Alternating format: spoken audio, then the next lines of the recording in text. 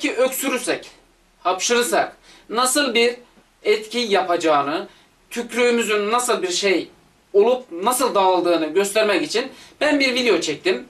Tabi doğal olarak öksürme şansım yok, doğal olarak aksırma şansım olmadığına göre ben tüh diye tükrük yapmaya çalıştım.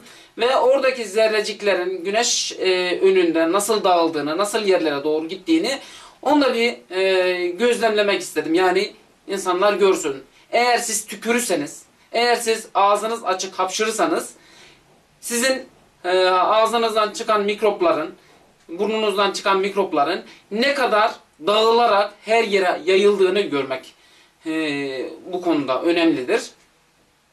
Ve bu hastalık için insanların çok gezmemesi, eğer ki bulunduğu yerde kalmaya dikkat etmezlerse daha çok yere bu hastalığı yayacaklarını bilmeliyiz. Bir yerde hastalık çıktığı zaman orada kalırsa insanlar, oradaki insanları karantina altına alıp oradaki insanları diğer insanlarla görüştürmeyerek bu hastalığı önleyebiliriz. Fakat eğer ki bu insan Antalya'dan hastalığı alır, yaya Ankara'ya, İstanbul'a, Konya'ya, Erzurum'a giderse tüm yol boyundaki insanlara hasta edip ve gittiği yerdeki dağın başındaki bir köye kadar bu hastalığı ulaştıracaktır.